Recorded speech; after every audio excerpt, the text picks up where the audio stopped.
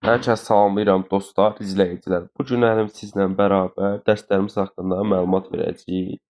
İlk öncə dərslərlə bağlı 55 602 5444 nömrəsinə əlaqə saxlaya bilərsiniz. Deməli yoldaşlar, ilk öncə onu qeyd edeyim ki, burada düz 1 2 3 4 5 dənə bölmə üzrə dərslərimiz hər biri keçilir.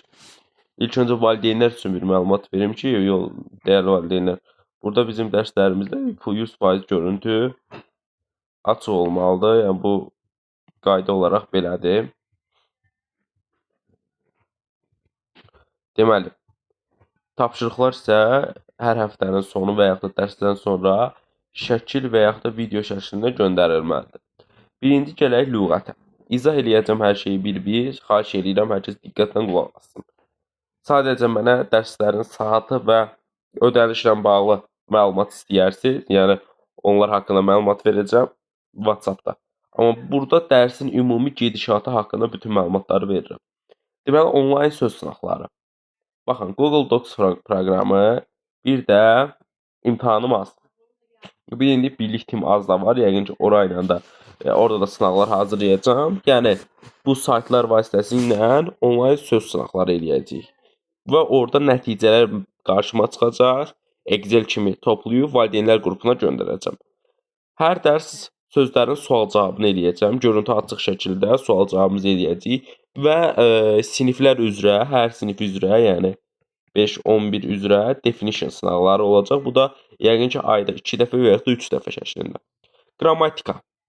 Yoldaşlar, bilirsiniz ki, qrammatika artıq asan düşür və 13 sual var əslində, yəni qrammatika kimi düşünsək. Bunun 10-u qrammatikadır. Yenə 3-ü də lüğətdir. Yəni o qrammatika suallarının üstündə belə 3-ü lüğətdir. 9-cu siniflərdə isə bunun 4-ü lüğət sualı olur. Deməli, özümə aid bir qramar konspekti var. Yəni çox uzun uzadı, qalın qrammatika kitablarına ehtiyac yoxdur. Toplu üzərində izah eləyəcəyik, testlər üzərində izah eləyəndə daha yaxşı başa düşəcəksiniz. Və hər mövzu sonu quiz işləyəcəyik. Eyni şəkildə biz ikinci bir vəsait kimi Nigar Dünyanın da kitablarından istifadə edəcəyik. Təşkildə və s. qaydanda. Yəni əlavə toplu və bu kitab üzərindən gedərik. Deməli, reading listening konkret, yəni RM-in oxu və dinləmə toplusundan şagirdlər alıb istifadə edəcək dərslərimizdə. Qalan bütün kitabları mən özüm o kitablardan götürdüyüm materiallarla sizin üçün daha rahat, daha modelli materiallar düzəldəcəm. Məsələn, fakt və fiqur kitablarının mətnlərini isə demə standartlaşdırılıb, o şəkildə verəcəm, işləyərsiniz. Və B1, B2 mətnlər olacaq daha yuxarılar üçün. Aşağılar üçün isə A1, A2 mətnlər, yəni özümün hazırladığım mətnlər olacaq ki, mətnləri düzəldək. Writing. Ya writing biz buna 100 sözlük paragrafda deyə bilərik. Aha. Deməli bu paragraf, yəni abzas. Çox adam buna esse də deyir. Bunu nə etmək lazımdır? Təbii ki, bunu ilk öncə yazmaq üçün cümlə quruluşunu öyrənmək lazımdır. Yəni, bu 100% cümlə quruluşunu birinci addım cümlə quruluşunu yaxşı bilmək lazımdır. Və bu vocabulary-də, yəni mütləq şəkildə söz bazası vacibdir. Təbii ki, söz bazası elə bir alt punktda söz olanda, məsələn, qrammatikada da söz bazası lazımdır. Məsələn, hansı ki, burada vocabulary suallar düşür. Reading, listening də mütləq şəkildə lazımdır. Listening-də də isə, yəni listening-də, yəni hər dərs özümüz listening eləyəcəyik. Daha fərqli kitablardan ki, uşaqlar cavablarını çox tapmasınlar.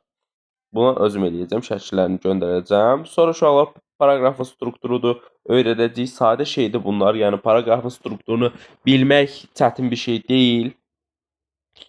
Hər mövzu üzrə, yəni bu esse mövzusu üzrə demin tərtib elədiyi bəzi mövzular var. Necə, yəni sırf spesifik mövzu yox da. Məsələn, tarixi mövzu, yəni məsələn 5 dənə tarixi mövzu, 5 dənə worksheet verəcəm burada. Worksheet-də nədir? Worksheet-də nədir? Deməli uşaqlar bu da belə. Ondan sonra şu worksheetlərdə necə olur da, yəni məsələn tapşırıqlar olur, orada sözləri qoyarsınız yenə həmin mövzu üzrə, lüğət verəcəm. Idea box-da, yəni worksheetin daxilində olacaq. Məsələn, good ideas və ya da bad ideas. Burada 2 dənə fikir olacaq, siz o fikirləri və esseni də artıq yaxşı yaza bilərsiniz də, yəni paraqrafı, abzası, yəni necə demək lazımdırsa. Çünki vacib məsələlərdir bunların da hamısı. Əgər belə deyim də yoldaşlar, məsələn bizim keçən il, qoy bunu da sizə danışım. Keçən il bizim sürət qrupumuz oldu 1 aylıq. Hər gün dərs keçdik. Deməli elə bəzi günlər oldu ki, şəxsi səbəblərdən dərs keçmədim, amma təxmini bir 25 45 gün keçdik də. Bir 37-38 dərs keçdik. Yəni 45 gündə 37-38 dərs çox böyük bir rəqəmdir də.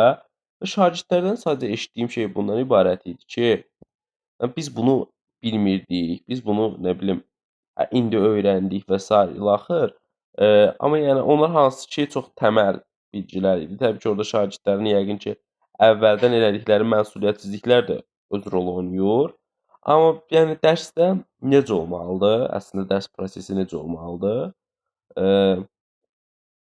Hər şagirddən individual yanaşılmalıdır. Necə mən bunu necə deyirəm? Məsələn də şagird əgər dərsdə yatırsa, yəni onlaynda görüntünü bağlayıb orada uzanır və ya da telefona baxır. Bu işləmir də. Çoxlu məsələn dərsdə suallar işləmək lazımdır, dərsdə mətn işləmək lazımdır, sual-cavab daim aktiv olmalıdır, şagird yatmasın. Ona görə dərsi çalışdığımız qədər aktiv saxlayırıq. Dərslərimiz də həftədə 2 dəfə 2 saat olacaq. Yenə deyirəm, vaxt və ödənişlə bağlı məlumatları buradan ala bilərsiniz. Sağ olun, salamat qalın.